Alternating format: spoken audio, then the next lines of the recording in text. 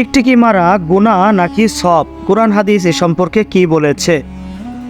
টিকটিকি মারা ইসলামের দৃষ্টিকোণ থেকে বিশেষ একটি বিষয় হিসেবে বিবেচিত হয় এবং হাদিসে এ বিষয়ে কিছু নির্দেশনা দেওয়া হয়েছে। এখানে কুরআন ও হাদিসের আলোকে টিকটিকি মারা সম্পর্কে বিস্তারিত আলোচনা করা হলো। কুরআনে টিকটিকি সম্পর্কে সরাসরি কোনো কিছু উল্লেখ নেই। কুরআনে সরাসরি টিকটিকি সম্পর্কে কোনো কিছু উল্লেখ পাওয়া যায় না, তবে কুরআনে সকল প্রাণীর প্রতি সদয় হওয়া এবং তাদের সৃষ্টির মাঝে আল্লাহর নিদর্শন খুঁজে পাওয়ার নির্দেশ দেওয়া হয়েছে। আকাশমণ্ডল ও পৃথিবীতে যা কিছু আছে সব কিছু তার গুণগানে মশগুল। তিনি মহিমাময়, প্রজ্ঞাময়। এ কথাটি উল্লেখ রয়েছে সূরা আল হামিদের 1 নম্বর আয়াতে। হাদিসে টিকটিকি মারা সম্পর্কে আলোচনা করা হলো। কিছু হাদিসে টিকটিকি মারা সম্পর্কে আলোচনা পাওয়া যায়।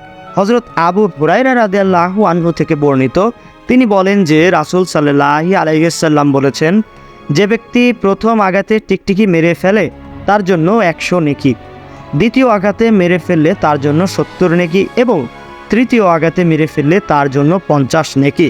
এটি উল্লেখ রয়েছে সহিহ মুসলিমের হাদিস নাম্বার 2240-এ। এখানে দেখা যায় টিকটিকি মারা সওয়াবের কাজ হিসেবে বিবেচিত। টিকটিকি মারার কারণটা তাহলে কি?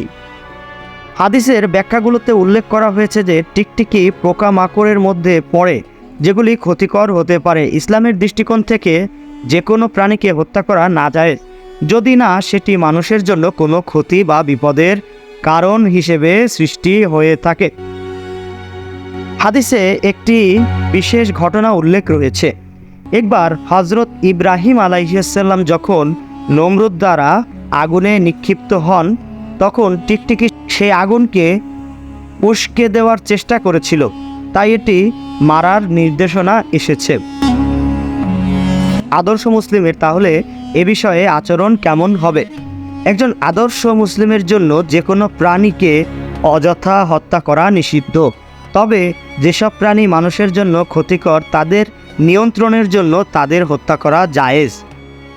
ইসলামে সংযমিতভাবে জীব হত্যার নির্দেশনা রয়েছে, যেখানে সৃষ্টিকর্তার সৃষ্টি অকারণে ক্ষতিগ্রস্ত না হয়। উপসংহার হিসেবে আমরা এ ভিডিওর আলোচনায় বলতে পারি, টিকটিকি মারার বিষয়ে ইসলামে বিশেষ কিছু বিধান রয়েছে। হাদিসের আলোকে টিকটিকি মারা সওয়াবের কাজ হতে পারে, বিশেষ করে যদি এটি ক্ষতিকর হিসেবে বিবেচিত হয়। তবে সাধারণভাবে ইসলামের শিক্ষা হলো কোনো প্রাণীকেই অযথা কষ্ট দেওয়া যাবে না এবং শুধুমাত্র প্রয়োজনীয় ক্ষতির ক্ষেত্রে হত্যা করা যেতে পারে। এ বিষয়ে সবসময় সংযম এবং দায়িত্বশীলতা বজায় রাখা উচিত। তো বন্ধুরা, এই ছিল আজকের মতো আমাদের ভিডিও।